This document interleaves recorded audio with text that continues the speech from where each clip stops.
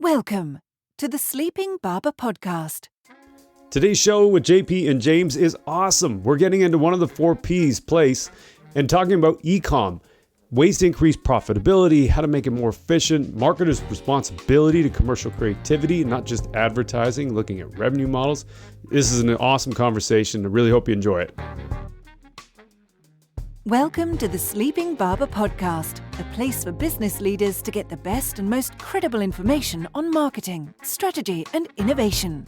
Your hosts, Marc Binkley and Vasilis Douros, share their experiences as they gather insights from the world's leading experts. Now, on with the show. Welcome to the show today. We have got a couple of fantastic international rock stars, if I can say that. JP Castlin and James Hankins.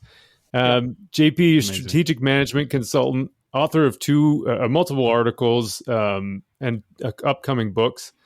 Also a really in-demand speaker. And then James, global VP of marketing and strategy at Sage, which is an ERP, consulting strategist at Advisor Consulting, and also an author of multiple papers. And we spoke couple of years back about share of search and digital availability. Today, super excited to have you guys here because you co-authored this really amazing paper and did tons of great research on ecomm. And it was called The Gravity of Ecommerce, if I'm not mistaken. Fascinating book, it's not a book, a fascinating paper and really, really interesting. So really excited to have you guys on the show today and talking about that. Oh, pleasure to be here. Yeah, brilliant. Thank you. Yeah, V and I, we just wrapped up our MBA, which is great. Super excited to have that over with. But in our final project, we had this project. The assignment was essentially to create a company and then sell products into Europe. And so everyone naturally just defaulted this idea around D2C and ecomm being the answer for everything. And it was almost without fail, I think, AV, like everybody, every group. And so I thought this is really interesting because I was referencing your paper in our report, and I just want to dig into it because it's not an obvious slam dunk.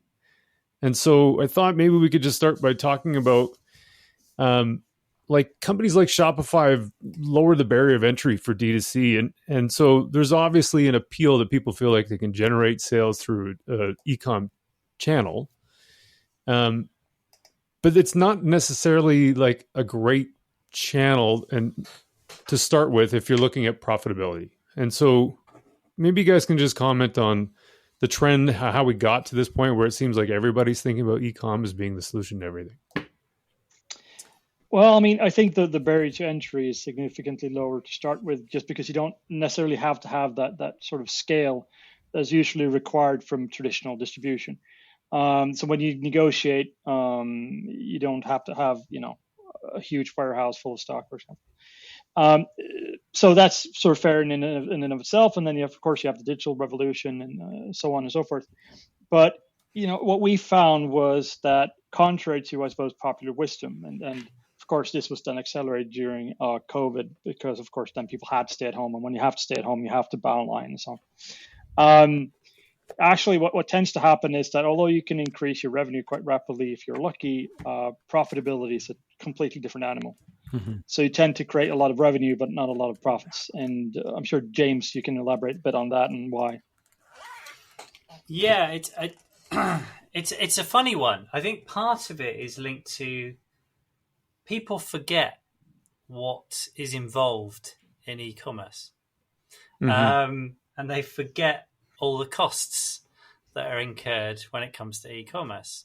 And they think of it as just almost the website, bit of advertising to drive demand, right, and then magic, right? Magic. Yeah. And it kind of, I suppose it comes down to this core principle, from one to many and from one to many to many to one. No, other way around. Many to one to many. Essentially, in the old world, retail world, you had stores, right? You still do. And people incur the cost of traveling to those stores. And they come to your store and they pick up the shirt or the jumper. and then they go away. And if it doesn't fit them, then they return it later on, and they incur the cost of returns as well. In an e-commerce world, that's flipped completely. Yeah, that's a good point. Right? You have to get the product to someone for them to try it on. And then you have to take it typically, and this is part of the challenge. We've seen an escalation in, free returns, all that sort of stuff. Amazon have a lot to answer for, but there's a reason why they can do it. We'll probably go on to that in a moment. But yeah, the company takes all that cost. And that has to be factored in, because I saw it elaborated upon. Somebody said it should always cost you more to have someone else do something than what you could do yourself. And that's essentially what you're doing here. You're getting someone else to bring the clothes to you, and it should cost more. But in many e-commerce models, people don't factor in that cost, or they give it away free. So you get free delivery and free returns. And that's what we definitely saw all the way up until kind of post-COVID and the deterioration in many economies around the world, withdrawal of capital, expense of borrowing, and all this kind of coming together. And suddenly businesses were like, oh, shit, we've got to be profitable. Oh, we thought we could live on this free money tree forever on 2% interest. Oh, great. Now it's what, 5, 7? So that's what you've seen. Yeah. That's interesting, because the way I think about that is you see like traditional bricks and mortar locations that, people would have want to experience the product in person, right? And then the e-commerce was almost like an offshoot of that. Hey, oh, by the way, you can also buy it online. COVID happened. And I think that's what really drew the focus on, hey, we need to start thinking about e-commerce a lot differently through the lens of profitability, like you said there, James. And I think that was likely kind of like the trigger points. Like, wait, we have to start operating this as its own business, standalone. And then when bricks and mortar comes back, then, it's all humming and singing.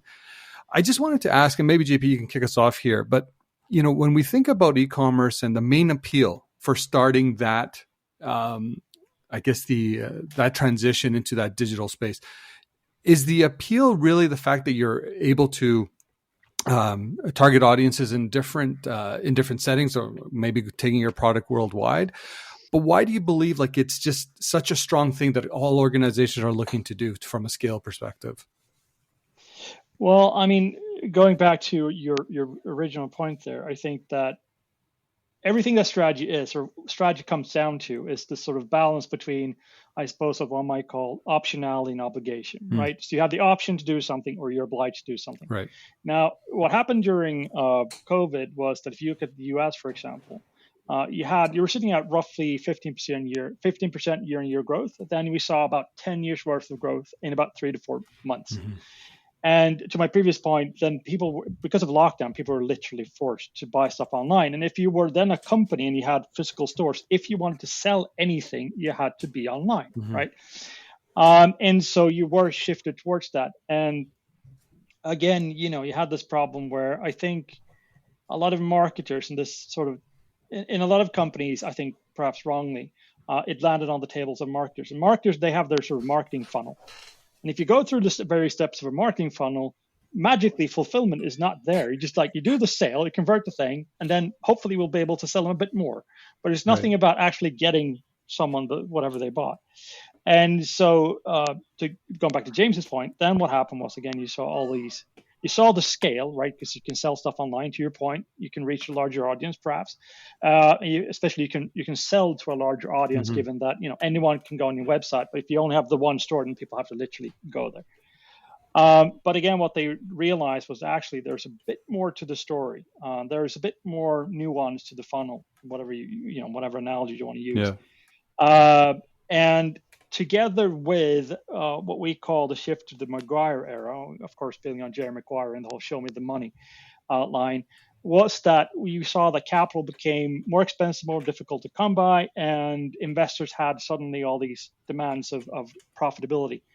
And then, the proverbial shit hit the fan. Yeah. James, thoughts?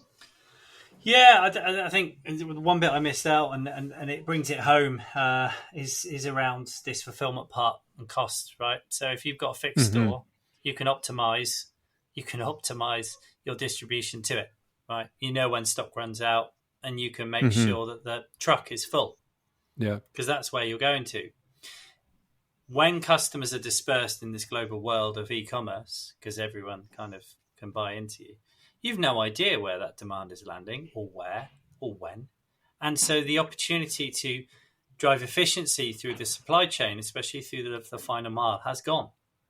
It's not there. It's almost impossible to do unless you're a third-party provider.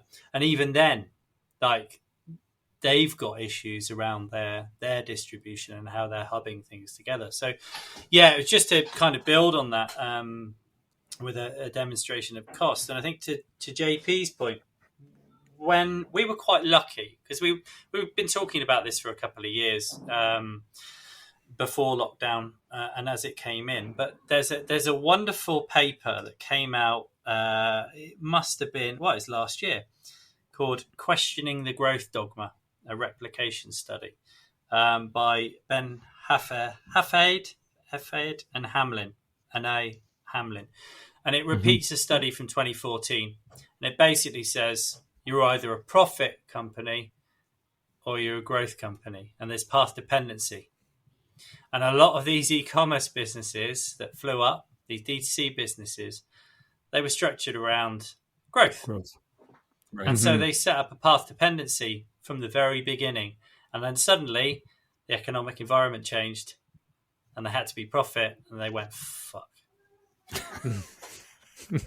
So we were quite lucky in that we've been talking about this. And then actually this replication study came in, landed, and we had academic, and the scale of this study is insane. It is massive. And obviously it's replication. So you're like pretty confident in its outcome. But yeah, it kind of brought it all together.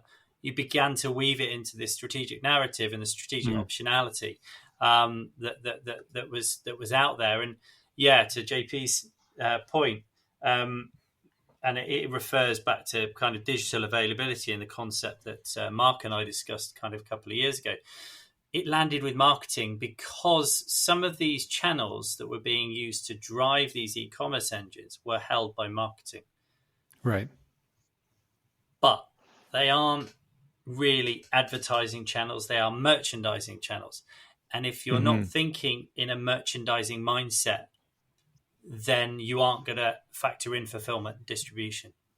You're only going to factor the advertising. And that's the added bit of nuance that we began to see. And then, others began to see as time passed. And maybe we could just double down a bit on that too, because I think it's worth revisiting. So we've had a number of conversations, V and I, about another guest talking about mental and physical availability. So I think in general for people listening that are regular listeners, they would kind of have heard that language. Digital availability, though, maybe you could just touch on that, James, and what makes that unique from an ad that's optimized for, say, brand awareness, brand recall, that kind of thing. Yeah, so the originator of the availability concepts down in the Air and Bow Bass Institute are well known for disliking digital availability because they feel it is a degree of abstraction that's unneeded in the modern world. And essentially, digital physical availability, if that's brands being available to buy in more places offline. Mental availability is being the first brand in mind when an individual comes to buy in that context. And then digital availability I define as brands being available to buy in more places online. And the reason why I think it's important to understand the difference between this physical and digital availability is exactly that. We know what we mean by the definition of physical availability. It's just being available to buy across whatever platform. Because we're immersed in it. If you're not immersed in it, if you haven't read Air and Bow Bass and someone says physical availability, what do you think? You think immediately of bricks and mortar. Yeah. Don't think about digital availability. So PPC, search, affiliates, kind of a lot of digital ads. The whole retail media space, largely, is digital availability. It's availability to purchase in a digital shop. And the skills associated with those sorts of opportunities and channels are very, very different from the ones you need in physical and mental availability channels. And that's why we felt, or I certainly felt, that you needed to create a distinct bucket. Mm-hmm. And it's mainly for the people who don't know. The CEO isn't going to know physical availability, and he or she will say, "Oh, you mean bricks and mortar? Yeah. We can build more. We can go into partnership with X, Y, Z." Mm-hmm. You use digital, and people understand it, and they go, Mm-hmm. That's all it is. It's a language, precision of language for the people who aren't immersed in it, and that's most people.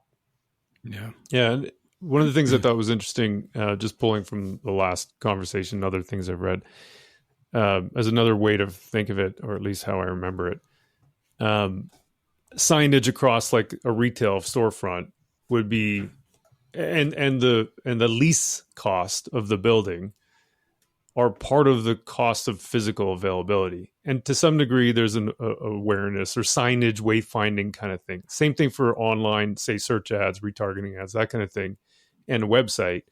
That's like your signage, and then wayfinder ad, those ads that are optimized for ROAS probably and showing your inventory. Those are more like wayfinding and maybe storefront signage rather than ads per se, the way we traditionally think of ads. Absolutely. And remember the bit that we just discussed around fulfillment bolted on at the end, because a digital availability ad doesn't work without fulfillment. Yeah. JP, just to build on that too, like the fulfillment part, like part of I used your paper actually in some of the reports that we were estimating. There's a return rate of around, I think upwards of 40%, depending on the industry. Yeah. So we averaged our expected return rates at 25%. And that turned into like a cost to us of $600K on $10 million revenue. I mean, it was not a real company, so I'm just guessing on this. Like, that's not a small amount of money that we hadn't previously considered. I think if I did the math right, it's like 16%, 15% of our total revenue is going into just the cost of returns, let alone like having to resell that inventory and then restocking it and all that kind of stuff. So is like, how much of an underestimation do you think is happening in terms of the cost of the fulfillment part? It's huge, because what you see is not only that, to your point, you have high return rates, right? They're significantly higher than the physical retail. Physical is around 8%. Digital tends to be somewhere between 15 and 40. But it's not just sending the whatever people have bought back to the company. You have to actually have someone unpack it and then stock it and then put it on the website again. There are all these bits and pieces that add up. And again, I think that people tend to just think about, well, okay, but if we just sell the thing, then hopefully people will like it. And if they don't, well, we'll have to just toss that away into accounting somewhere, and then it goes into a black box and won't see it again. But to your point, it is typically a very huge number, a very big number. And when fulfillment already is very expensive and you add that on top, then suddenly what we found, and others have found the same, is that the higher penetration you get from e-commerce, the lower your profits get. And if you then have, let's take a hypothetical company. There are many companies that you can insert in this without mentioning any names. But let's imagine that you are a traditional company that has a high volume, low margin model, right? Mm-hmm. Low price goods, whatever. And you decide, no, actually, I'm going to migrate all my customers to my own, so fully owned channels online. Mm-hmm. And the more you sell, the lower your margins get. What does that mean for your long-term profitability? Of course, it's going to go into the reds, right? Mm-hmm. And yet, but again, it's one of those things where just companies don't necessarily think about that. And then as a result of that, well, then you have a lot of companies with those kinds of business models, again, not mentioning any names, but you can probably fill in the blanks, that are currently firing people left, right, and center because they have to make up the number somewhere else. And that's that's another thing that I think a lot of marketers, perhaps especially, not to harp on marketers too much, but they tend to forget that they're kind of a part of an overall puzzle. And at the end of the day, if you have a pound to spare, or pound to spend rather, it has to be shared among a bunch of divisions and whatever else. And there are ways to cut costs, and not all of them have to do with digital advertising as opposed to TV commercials. It might actually fire people, and those kinds of conversations and those kinds of thoughts are not necessarily those that marketers have, which is unfortunate, because then you end up with a marketing department that's sort of detached from reality. But then I'm going way off script, so let's not go there.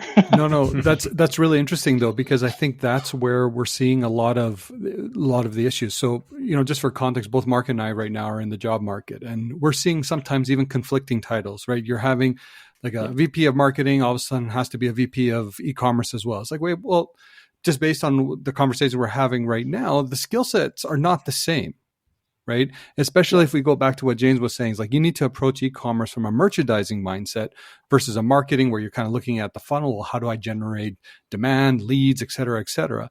And then it forces organizations like you quite correctly articulate to get into these knee-jerk reactions. So then all of a sudden you're laying people off because now you got to show profitability. You're killing marketing budgets. So then marketers become mad. It's like, oh, now we don't have money to spend. And it creates like this vicious cycle, unfortunately, internally. And then all of a sudden, internally, you have marketers like, well, hey, business doesn't understand my value. But at the same time, when you're not looking at e-commerce from a profitability lens, then that's where you probably had, the bricks and mortar locations really kind of offset that. So it was kind of hidden for the longest time, but now it becomes to the forefront. So my quick question here, and maybe James, you can kick us off, is how would you in an ideal state really structure this to make sure that you do get closer to that profitability stream? And then JP, I'd love for you to chime in as well. There are ways and means, or there's an understanding of the role for channels. And by channel, I don't mean in marketing sense. I mean the route to market channel. Right. And if you go, right, okay, well, you know what?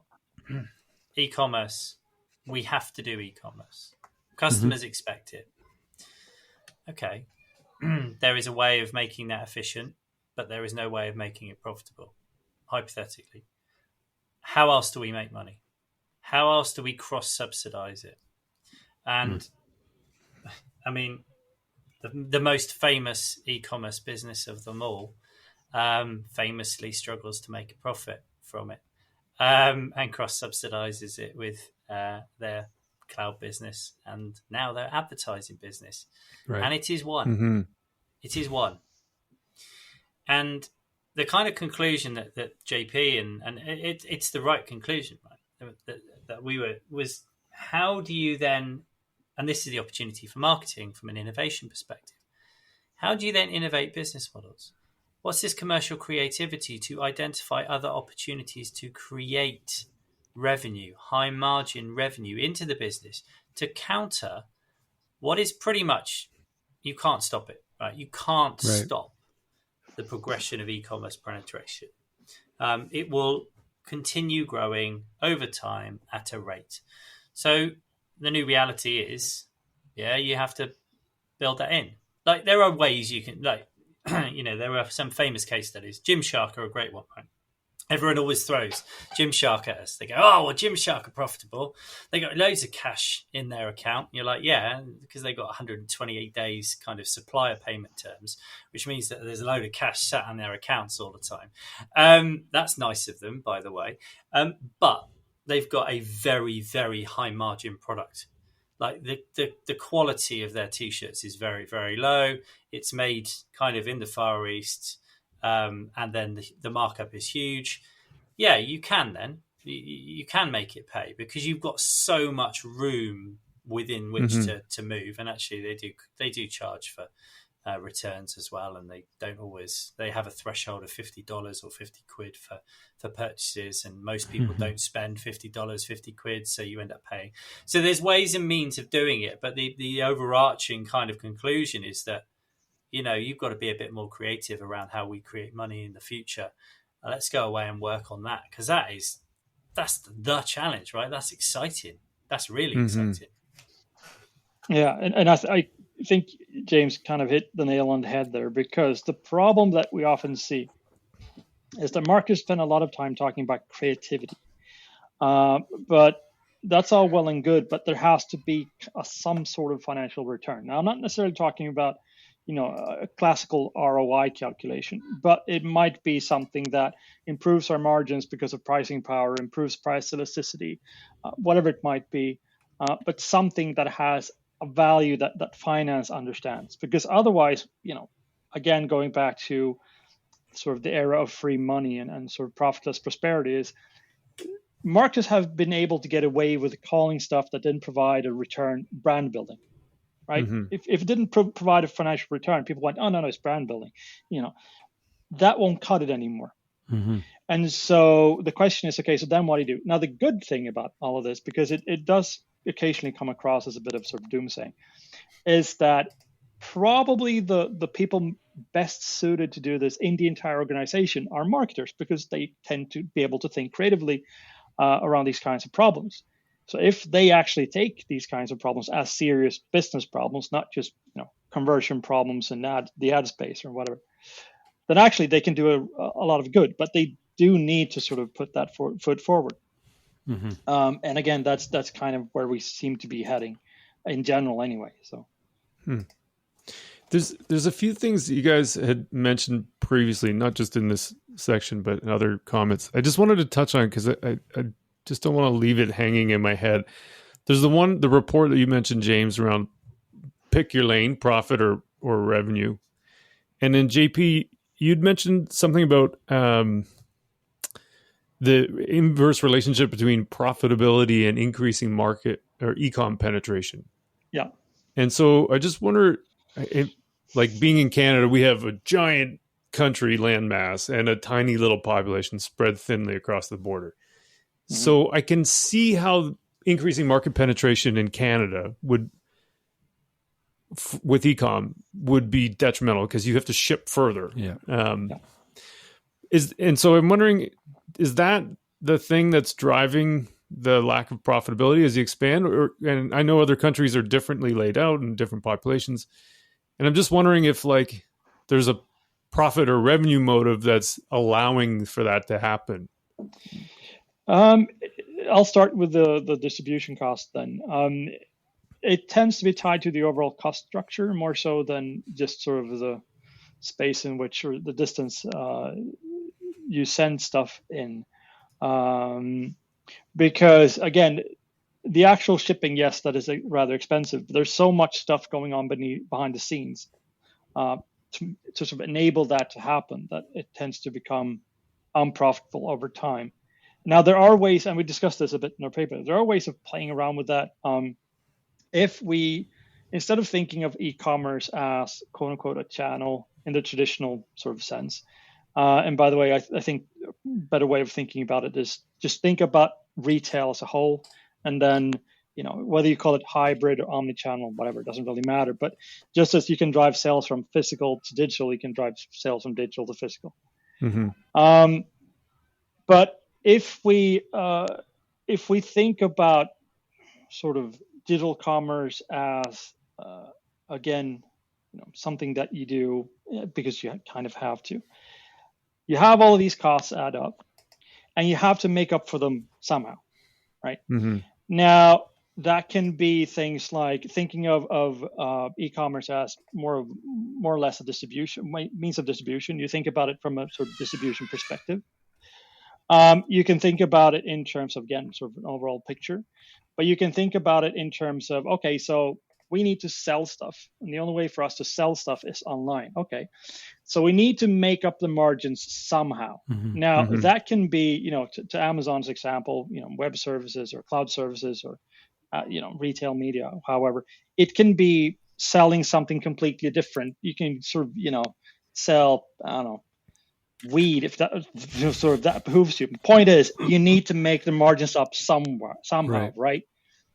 Now, you can do that by, again, playing around with, for example, fulfillment. You might charge people a certain amount if they want it within 24 hours, another amount if they want it within 48 hours, and then a third amount if they want it sort of Friday at the latest, let's say.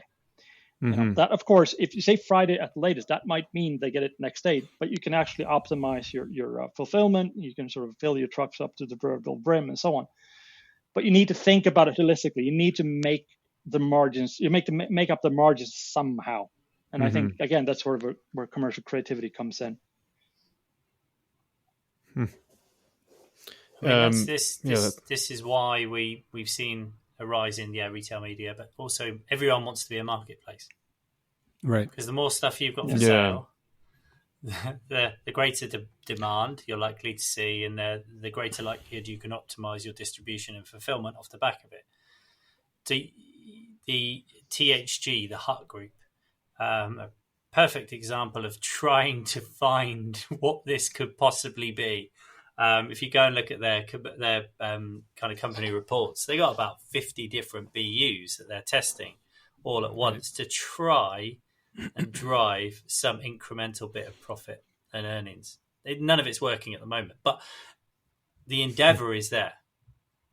You know what's interesting in that, and I know endless aisle is sometimes used as in different terms, but sometimes the way I perceive that is when you have, like here in Canada, there's the Best Buy, which is kind of like an online, it's an American company, but if they don't offer it, then they basically feature their suppliers, for example, for specific products. So obviously they have a product feed that's coming into their website that isn't even theirs. Walmart does the same thing. So I think it goes back to that commercial creativity that I think, JP, you were kind of alluding to and talking about, where you need to find ways to make sure that you are driving incremental or better margin across the entire business, because there's likely a part of it that isn't giving you that opportunity to do so in an efficient way. Yeah, I mean, James, you can probably, because for some reason or another, I've forgotten the name of the company now, but there's a Chinese ecomm company.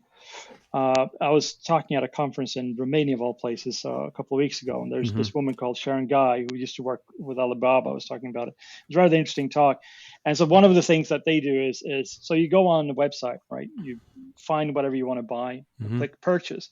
And then what happens is essentially it's just a storefront. And essentially what happens then is that a bunch of suppliers can then put in their bids to, quote unquote, buy the purchase. And so the website in question is making a crap ton of money by essentially just being the middleman or the store window or whatever. And that's a way for them to become profitable. And yes, you're essentially a platform. But then everything else is someone else's problem. And I know that H&M, for example, in Sweden, have done a similar thing whereby they will have they have more or less small brands, but you can call them competing brands in a sense. Have them on a platform that's owned by H&M, and they'll pay a percentage of however much to be on said platform. If the purchase is made, then a certain percentage of the dollar goes to H&M, and then the rest is the problem of the company. So it's like almost like an Amazon model, obviously, right? But nonetheless, you do those things that you perhaps historically haven't done. You're not looking to become the next Amazon or the next whatever that Chinese company was. You're looking to make up the numbers, because in H&M's case, they need to make up the numbers, because again, if they move their business model online, well, guess what? The profit is going to decline. Okay, so we need to make up for that, and blah, blah, blah, blah.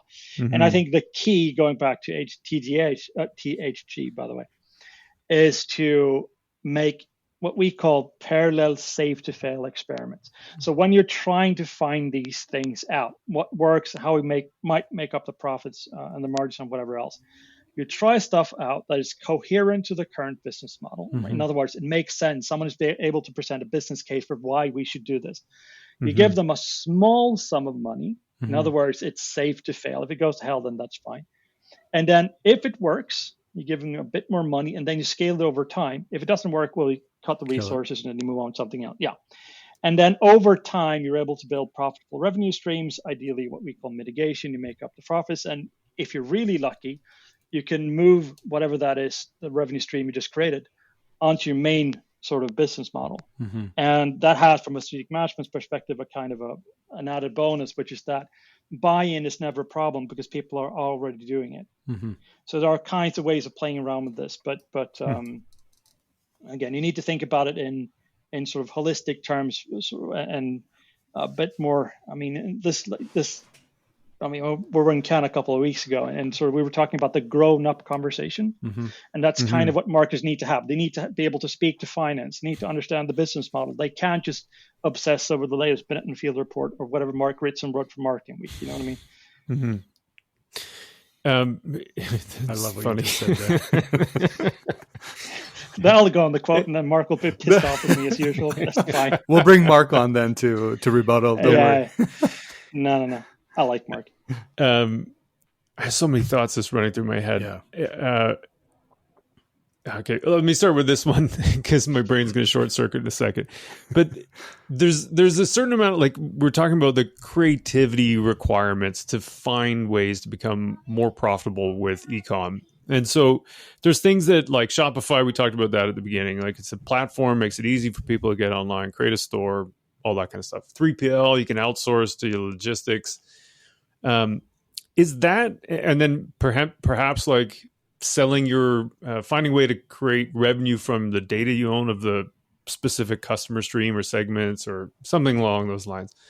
But is that how small businesses can compete with Amazon? Because I know that's one of the things. I just met with a woman yesterday that's got a small company and she's got a subscription thing going on.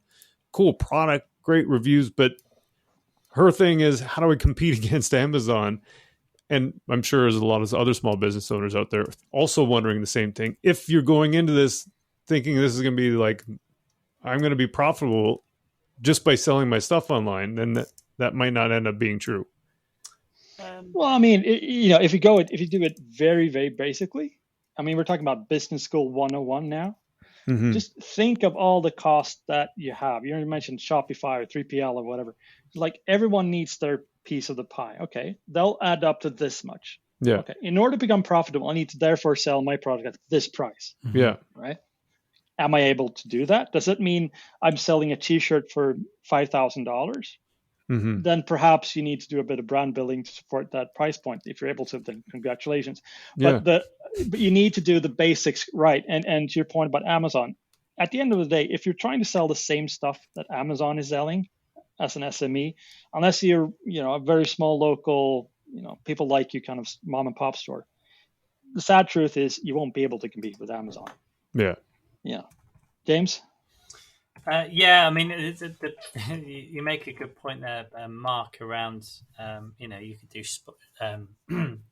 Shopify, and then you can plug in, a third-party logistics company. I work in SaaS, and do you know how many of these plugins there are?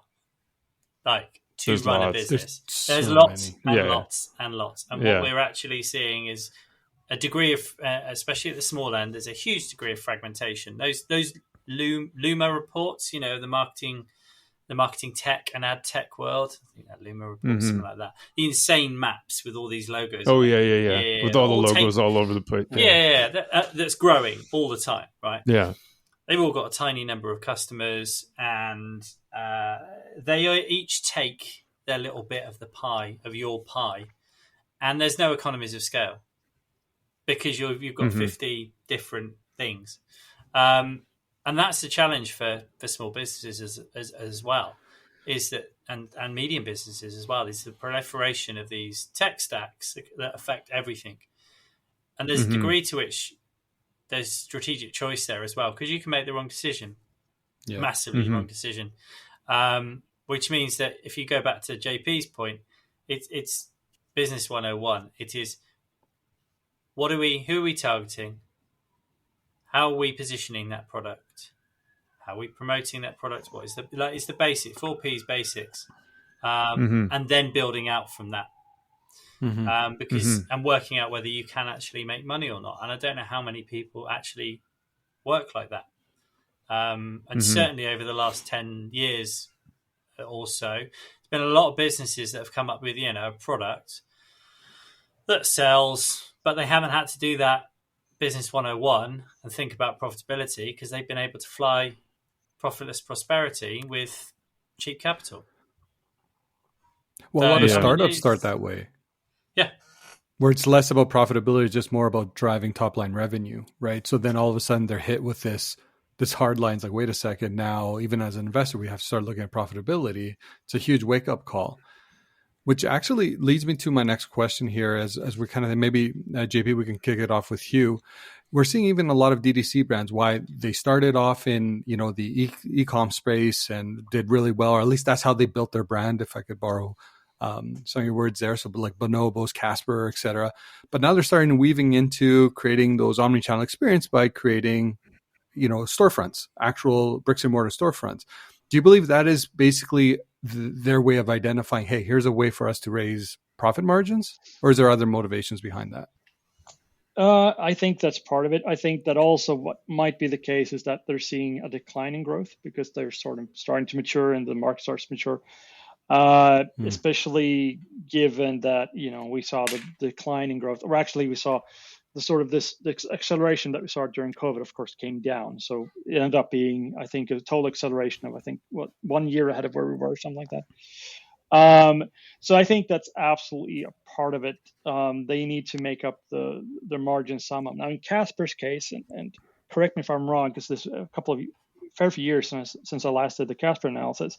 But as far as I can recall, they were obviously they were unprofitable. They weren't really selling much until Target invested in them and started selling their beds in physical stores. Because it turns out that 96% of all Americans want to buy beds that they've actually sort of tried out physically. So I think the Casper D2C store is a bit of a myth, and they're not doing that well from last I saw. But again, I think it's two things. One, some of them are hitting sort of growth problems at the moment, and also two, they just need to be profitable. Again, a sort of physical store may be a path to profitability or helping towards profitability, but sometimes it may not be. It's just, again, people need to understand what works for them. James, thoughts? Yeah, I mean, interestingly enough, I did quite a bit of analysis on the mattress market. And during lockdown, the demand for mattresses massively increased. Do you know where it increased? Well, it certainly didn't increase with the D2C players. It actually increased with the old legacy players, Tempur Sealy and the other guys. So there was also this slight change in behavior as well, linked to it. So, but yeah, I mean, Casper, kind of a bit of a joke. Purple, at least in the US, kind of rebounded back, but it's the legacy brands that are there who charge significantly more. Couple of grand average mattress value versus the 700 quid that you'd be paying for a bit of foam that's huge. Interestingly, huge margins. You would have thought, but they don't work out like that because it all gets sucked up by distribution and all that sort of stuff. But yeah. It's kind of the second time I've heard you mention something like this, and there was a talk when we were doing the prep. You talked about value chain vampires. Is that what you're referring to when you're talking about all these other third-party apps, and then like how Casper getting their profits sucked up by distribution costs and things?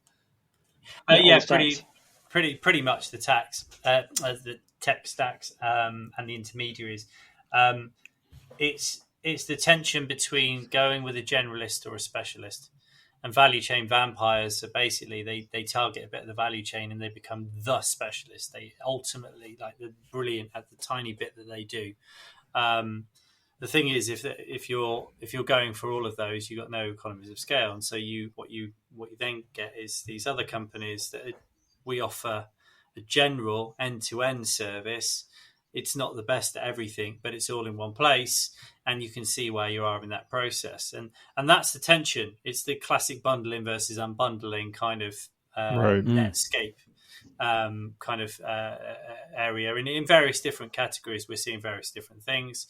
But that's the continuum that we're working to. And value chain vampires is just a way of articulating one part of that continuum. Yeah, I mean, AI is a good example of that recently, and the sort of the overall narrative is that AI will save every company on the planet a huge sum of money, right? Mm-hmm.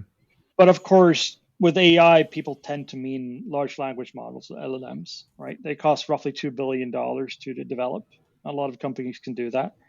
They also have a couple of, it's 172 terabytes, million terabytes, whatever it was. Huge amounts of data anyway, there's required. Mm-hmm. Okay, not a lot of companies have that.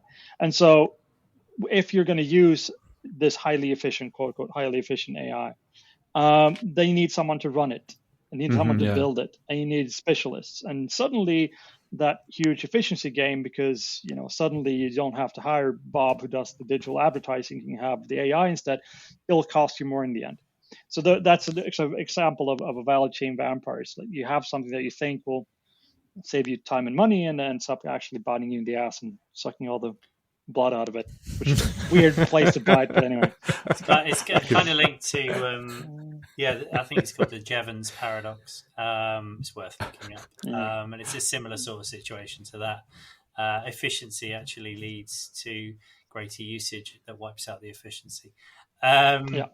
Circular paradox. But I mean, it's certainly a fun time at the moment if you're a strategist and an analyst.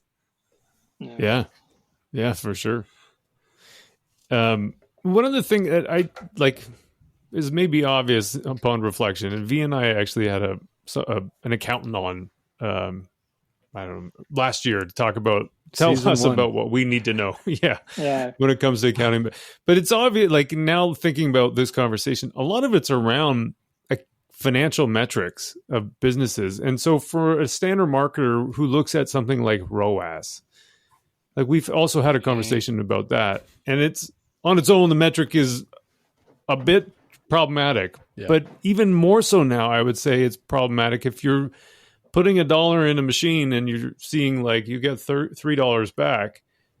That's what Google says. It is not that simple by the sounds of it. And so how important from your perspective is the marketer's mandate to learn business acumen or financial metrics and business model ideas? I'll let James talk about this, because if I talk about this, I'm going to be talking for hours, because it's literally a huge part of my work at the moment. So yeah, we when we were in, so I thought you were going to go down a different route with accounting and accountants, because that's an area, obviously, I work in Sage, an accountancy software business fundamentally, and I was going to say, whoa, I'm not sure I can kind of contribute to this part of the conversation, but in terms of understanding finance, what we stood up and said in Cannes was embrace finance, and that doesn't mean in the advertising and marketing world they think of it as make friends, show them again that Binet and Field report, the latest one, the power of brand, all that sort of stuff. Kind of that's not going to cut it. This means actually working next to finance with them, doing the demand planning, kind of building out scenarios, building out targets, and doing it with finance so they can understand the contribution, and they can understand the value of it, and they can understand the concepts that you're talking about: demand today, future demand, all those sorts of kind of cash flow today, cash flow tomorrow, all that sort of stuff. JP's got an excellent line on that. But that's what we mean. Like, marketing is a commercial function. I think many people forget that and think of it as, pretty pictures. Well, it's one part of it in promotion, and it's only a small part of promotion. It's a commercial function, which means working with finance together. And it's the kind of, what are the key functions of a business, marketing and innovation? Finance supports both of those. So you kind of need to be where the money is, and you need to be working with them. And that solves more problems than it creates. It absolutely. And it's not, but how brands gross is this, or, Binet and Field say this. Yeah, it's not going to work. You need to be working with them. Yeah, and I think, we're talking about sort of specialists within the context of value chain vampires, but it's also a problem in current hiring processes is that companies will increasingly look for people who are specialists within a field, right? Mm-hmm. Partly because they're easier to hire, but also because they're easier to replace. The problem is that you then get someone who speaks this language, and then you get someone who speaks that language, and this language, and that language, and no one speaks each other's languages. They can't understand one another. Yeah. And that's a huge problem. And I think one of the issues that we're seeing at the moment, or not necessarily issues, kind of I suppose a sign of the times, is that you see what is popularly known as activation spend, which tends to be promotions, is currently at its 17-year highest peak. And the CFO, I think it was at P&G, recently said that they are 100% ROI focused at P&G. Now, P&G is, from my experience anyway, the most impressive marketing department on the planet. So when their CFO goes out and goes, we're 100% ROI driven, then people will listen. But at the end of the day, whether you're talking about ROAS or ROI or ROIC or whatever else, marketing has to demonstrate a return of some sort. If you have a good rapport with the CFO, you might be able to get away with, actually, we're going to do this brand building thing. You won't see any immediate impact, but in a year's time, I'm going to show that our price elasticity has improved. They might be able to go, okay, sure. But in the current financial climate, you're probably going to have to demonstrate some kind of return. And then you're looking at what, within a year, then you're looking short term.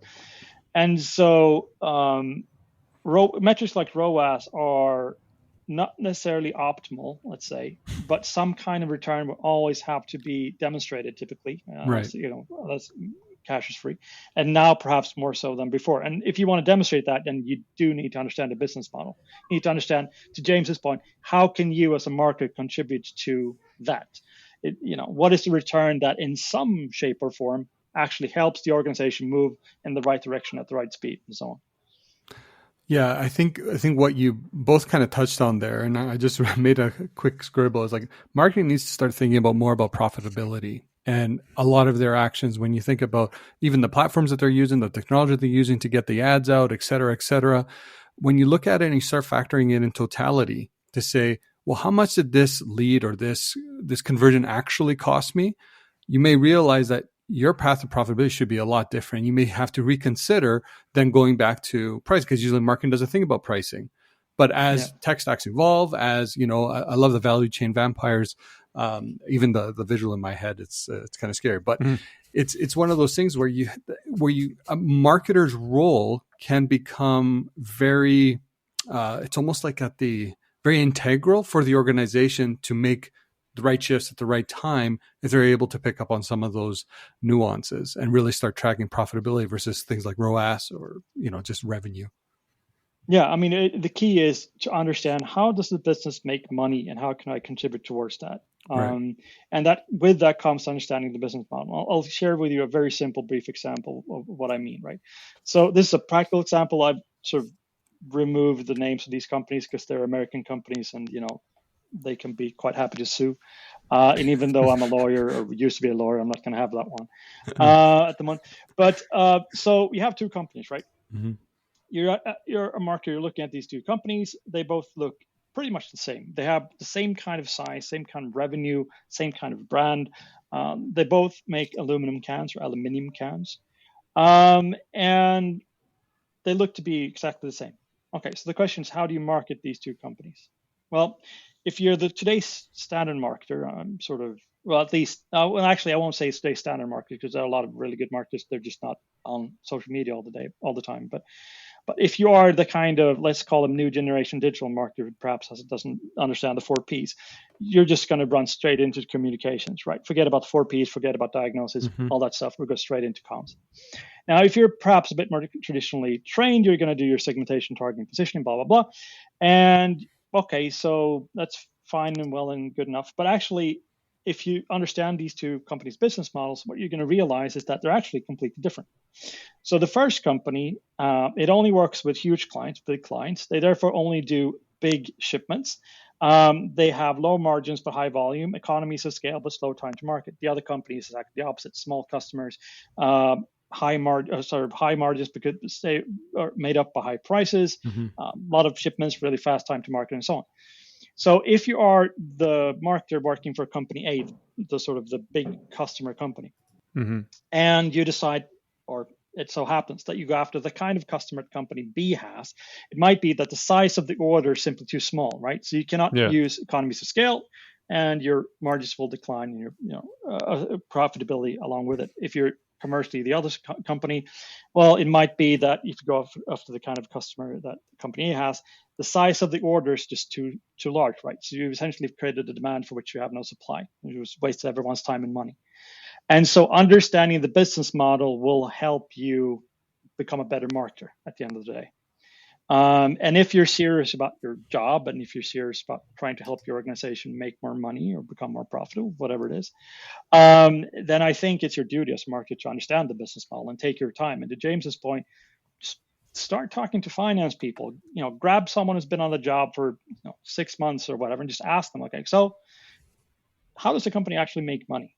Right? What are you guys in finance looking for, and how can we help towards that? And magically, what you find, and regardless of whether you're talking about finance or procurement or whatever else, once they're involved in the conversation and you show interest, magically all kinds of doors open. It's as if by magic, but you need to do that as well. You can't just talk about it. Yeah, I think just to add to that, there's a lovely kind of almost circular nature to this, back to the e-commerce world. Right, it's the snake that's eating its tail. There were these wonderful catalog businesses that have been around for 150 years. Sears catalog, that were incredibly profitable. Say incredibly profitable, averaged out about 8% net margin. Right, it's pretty profitable for a kind of business if you compare it to today. I think Boohoo were less than 5%. ASOS are less than 2%. 8%. Well, how did they do that? Well, they had huge fuck-off finance businesses connected to it that were charging, 25% on their finance. They also had other things. In the UK, Littlewoods, who are a large catalogue business, had the pools, a gambling product that helped them create revenue and profit and high margin. And that's a business model. And understanding that, circular background to e-commerce, if you understood that, if you look to history for nothing's ever new, really, you would have gone, oh, well, yes, it's been done before. How did they do it? Oh, well, we'll do this then. Which is a nice kind of circular narrative of where we've been over the last hour or so. Yeah, it's fascinating, like how the heritage of a lot of these things, there's often answers in the history that we just choose to ignore or never even pay attention to. I did want to ask one other question, if you guys don't mind, from my perspective, because there's this really cool, in the paper, you've got the vegan or the sausage roll principle. And so I just wanted to, because it's such a visual, and since we talked about vampires, meat thing in my head and teeth. Anyway, can you just talk about the sausage roll principle? Because there's a for JP and James, maybe just describe where it came from and why you think that's such a good analogy. Well, I think this is probably James's forte, because this is a UK-based company that we took it from. So let him explain. I get some visual metaphors in there around vampires and sausage rolls.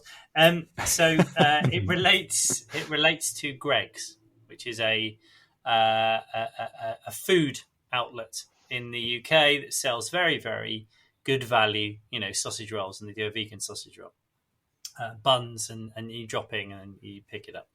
And back in, I think it was 2013, they had a strategic reset. And they wanted to become the best value quick service restaurant out there.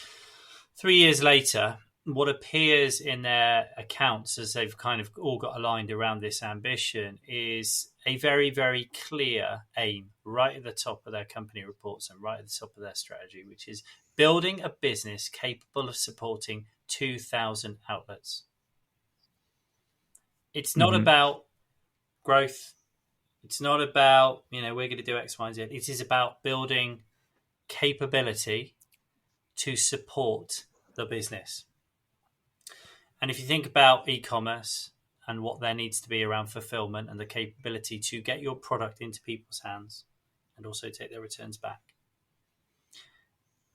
it's a fundament now, being able to get your product into people's hands. And it was just that concept. And I've seen it very, very rarely within various different businesses. Like all my analysis was specifically saying we will build a business to support 2,000 outlets. The 2,000 outlets are the end of the chain. Everything else, the supporting was, and that's where the vegan sausage roll principle came from. Is it's their most famous product. It's very disconcerting because you would have thought it's all meat, cheap meat, mashed up pig, that sort of stuff. No, the vegan sausage roll, and that's essentially where it came from. The primacy of operations and fulfillment and distribution that sit behind most businesses and how fundamental they are to getting product into people's hands, and why that is absolutely key for the future of e-commerce and how you view it. Yeah, and it ties back into, again, understanding how things tie together and work. I mean, it's similar to if one speaks of strategic management, supporting management systems. In other words, how can we make the business run? Well, it's the same thing in ops. How can we make the ops run?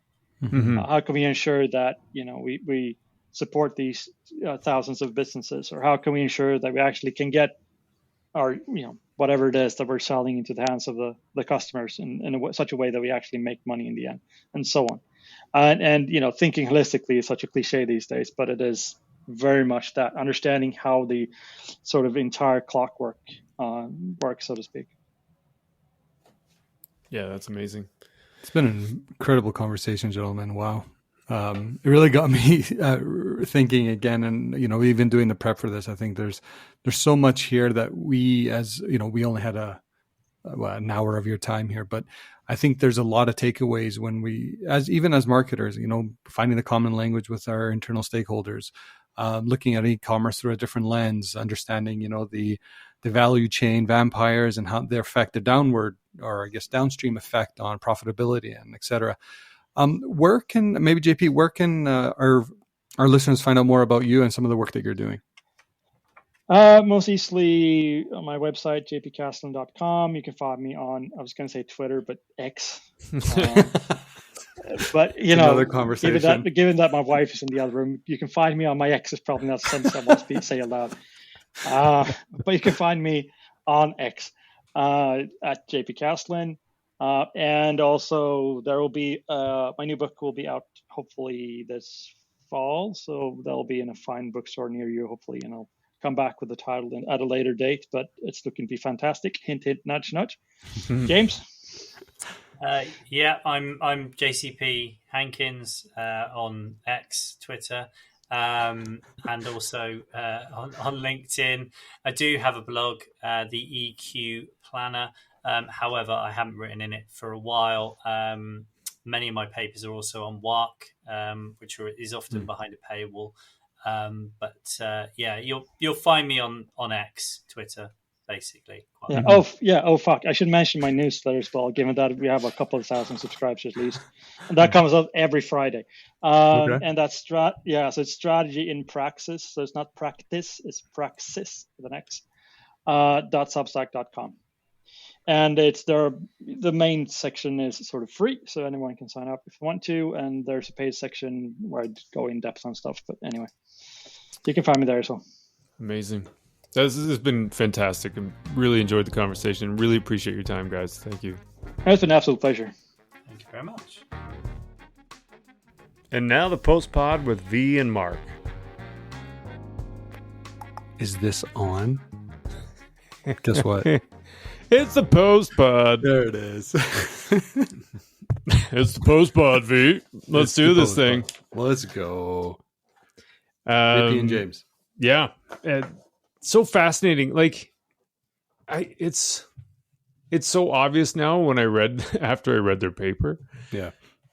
But I'm telling you, man, like, and I know you had the similar experience because we talked about it before, but like it was instantaneous when people in my group were saying, "Oh, let's just run an ecom business, direct to consumer." Even the prof, I think, was like, "Oh, a lot of people run ecom," and so there's a lot to it that isn't, in terms of the business model, that isn't often talked about. Yeah. Like you hear about how easy it is to get on Shopify. You hear about how easy it is to sell things. Or even outsourcing and manufacturing products from wherever. But actually running the business profitably is a whole other thing. Yeah. And it's just so interesting to me that it's rarely ever talked about. We touched on this in the episode, but I think what's interesting, even a lot of these startups, their focus is not profitability. No, right from the get-go. And it could take 5-6 years before like all of a sudden that lens has to change. And unfortunately, it doesn't set up a business for success. And at the end of the day, we have to make sure another responsibility is for the marketer is how do you become more abreast and more knowledgeable in all areas of the business to help identify the opportunities? Because I loved what JP said around like the being commercially creative. Mm-hmm. We naturally have that creative gene, but we rarely use it in that context. Mm-hmm. We're always thinking in the likes of ads, making sure you're creating those unique, those distinct assets, etc. Mm-hmm. But it's not like, hey, let's think creatively around how can we drive margin. I've never been asked that. I don't know if you've ever been asked that. And even in our shared experience as a legacy retailer, e-commerce was almost the lens was never around profitability. The lens was an additional revenue stream for the organization. Mm-hmm. I remember sorry, go ahead. I was going to say, or in our case, it was the revenue stream originally. Yeah. But I remember one of our leaders at the time would constantly say is like, drive top line and then you manage bottom line. But you're looking at that organizationally. So potentially you're not looking at it in its isolation to say, okay, well, e-commerce in totality, like running the actual P&L from a profitability perspective is a completely different conversation that I don't believe many organizations are taking the time to genuinely understand what it all entails. And man, the vampire analogy, the value chain vampires, all the widgets to add and create like all this. And I wanted to ask them, and unfortunately didn't have time, but it was around like the big conversations around winning the last mile. Retailers are trying to win the last mile. How do you do that digitally without overextending yourself and ruining potential profitability, especially if you're a small business? Yeah. Well, actually, this is where my brain was short-circuiting, I think, because so especially about winning the last mile, I was flashing back to when we had those conversations with Herman Simon around profit and around costs and around, setting your pricing strategy and whatnot. Yeah. Because in a competitive market, if all your competitors are offering free returns, then do you have to as well? So then especially if you've got your 24-hour delivery times. Yeah. Same day delivery.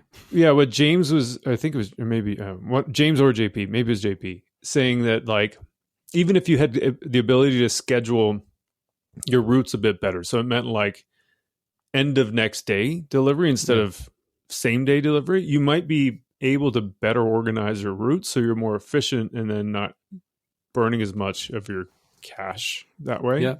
And just getting a widget to somebody today, and that's the only thing in the truck. Yeah. So the pricing strategy and then the competitive nature of the offering for e-com across the board isn't always as easy to buck a trend against because of the demands or perceived expectations from customers. Well, and those expectations are the new benchmarks are really being displayed by those larger organizations that probably have a lot more money to burn. So if we use Amazon as an example, same day shipping with their Prime product. Yes, we pay for Prime, but the thought that I can have it in the same day is kind of appealing. Yeah. Do I have the same expectation from a mom and pop shop? I wouldn't say I do, but at the same time, would it be nice to have? Yes. But if it doesn't now, if that mom and pop shop can't make it work, will I hold that against them? I don't know. Maybe not. But I think we have to start, almost like compartmentalizing and making sure you're building profit models that are for your business and make sense for your business, and not just follow what the trends are out there potentially by organizations that are just, maybe the quadruple size of what you are, that you just can't follow. So you just have to be really good at what you can do instead and focus on that and find efficiencies. The other comment you had just made was around optimize for top line, manage for profit later, I think is what you said. Yeah. Drive top. Yeah. Yeah. And I remember hearing that, but now having heard the sausage roll principle, I think differently about that, because it's almost like if you're going down that path where if you're driving for profit through ecomm, driving for revenue through ecomm and managing for profit later. Yeah. It's very possible you'll never get to the profit. And in the case that James had talked about, that case study, I'm going to look up the case study.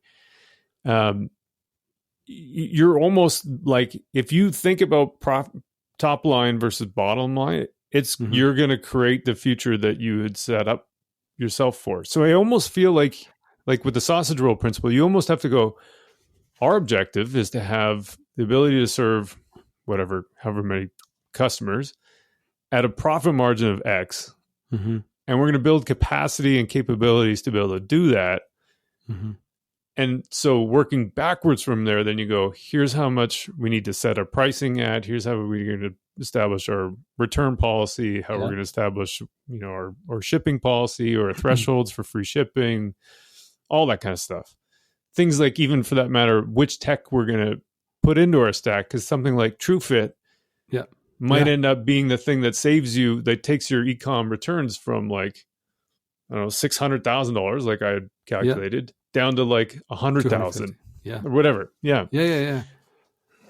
I wish, it's funny because I completely agree with you. It's almost being myopic, approaching it from that lens. They just drive top line, manage bottom line later. Because if you're managing bottom line later to find profitability, then you're going back to what we were talking about in the episode around being those knee-jerk reactions. So you're laying people off, you're reducing marketing budgets, you're doing what you can in the short term to show that profitability, which isn't sustainable, because it will come back around, and to continue to deliver against a promise that you've set up, you're going to have to bring people back.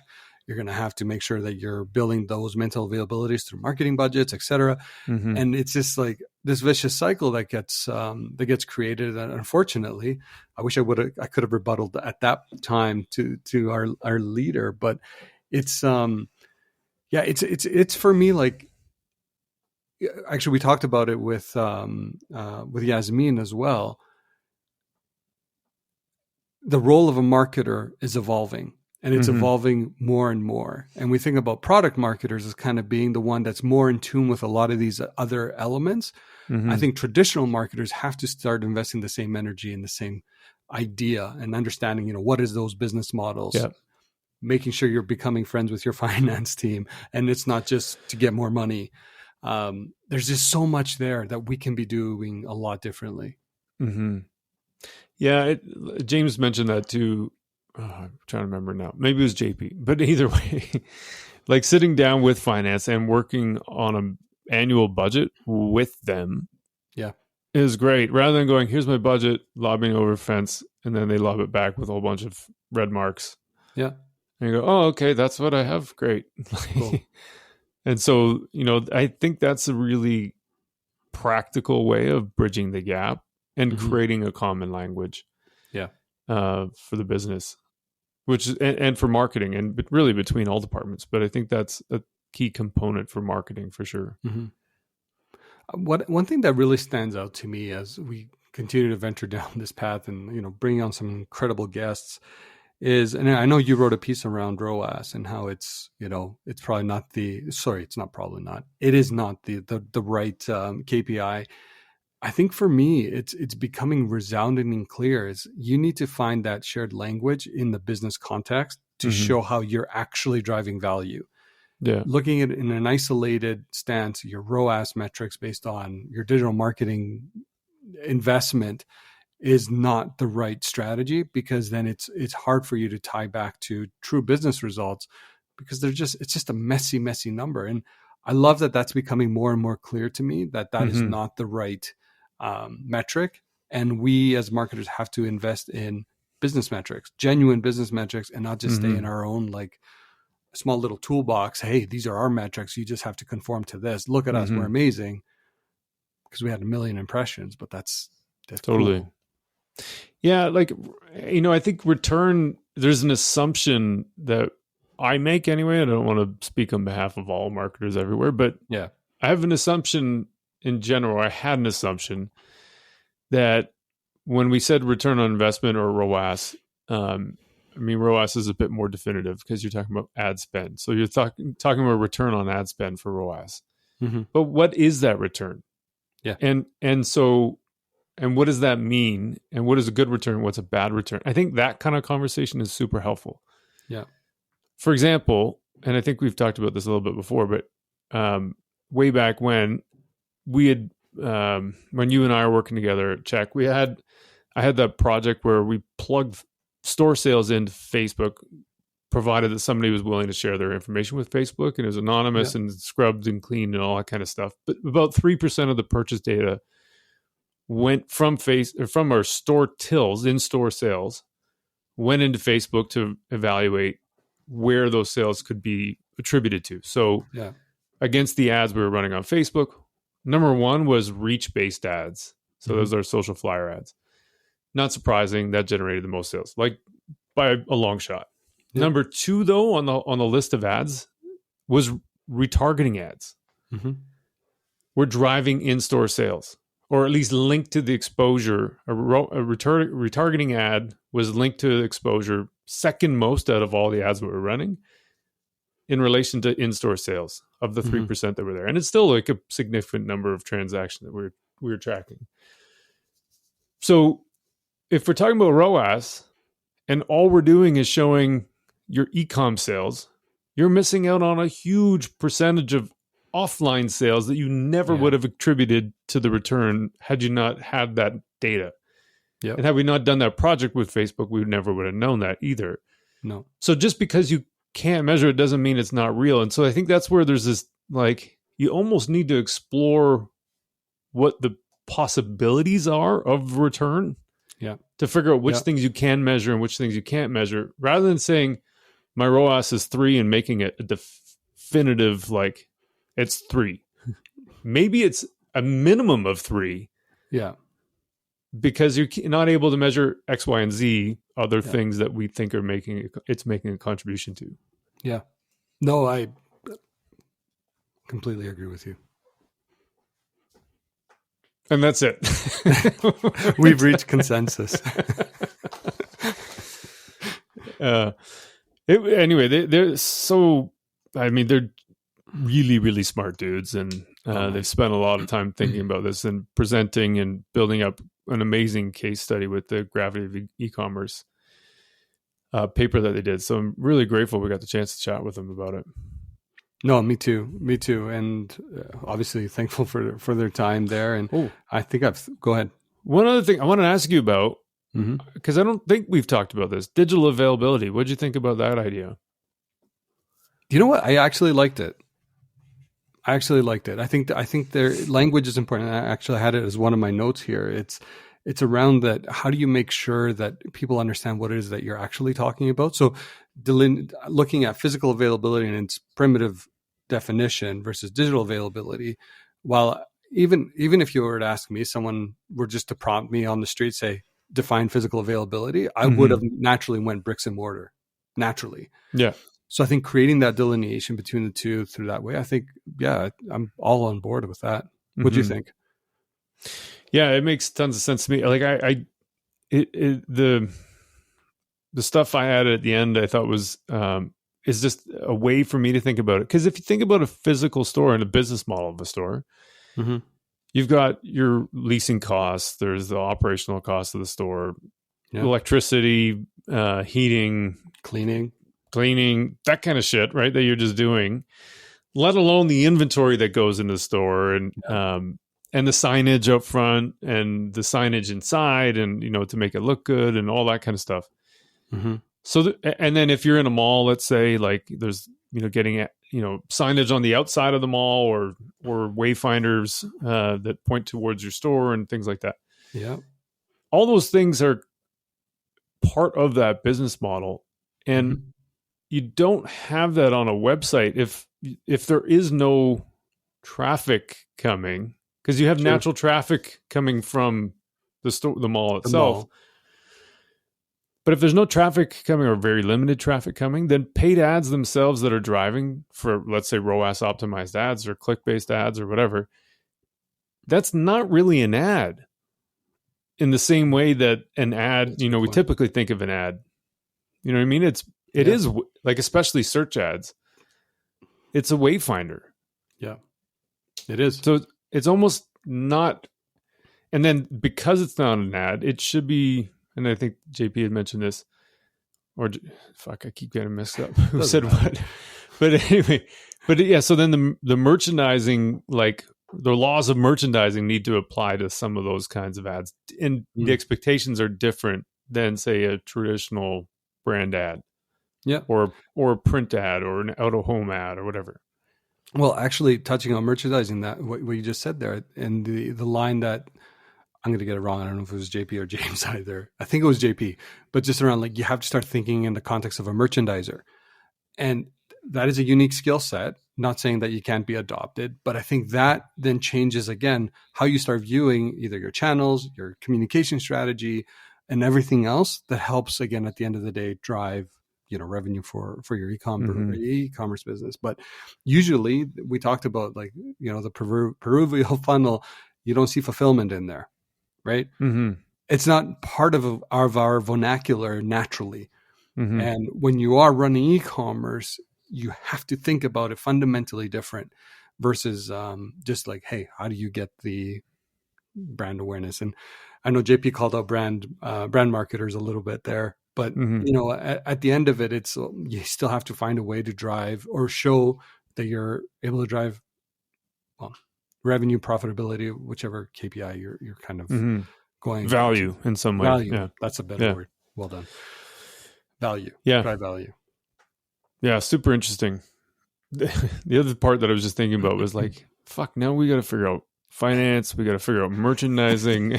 Like, in addition to the marketing part, that's just our job. Like, there's a lot. Yeah, there's a lot. Man, maybe that's part of the reason why it's so difficult for a CMO having a tenure that they do, because they have to know a lot of things about many topics, as opposed to knowing deeply about one. So to James' point, though, or JP's, here we go again, to both their points, to JJ, maybe that's partly the advantage of a marketer, is being able to see across silos within an organization, because we have a customer perspective. But we have to be willing to take on that role, though. Totally. And usually, I don't want to speak for every marketer out there. We're very, very. Go ahead. just say. Speaking on behalf of all marketers, we are very comfortable in just what we know.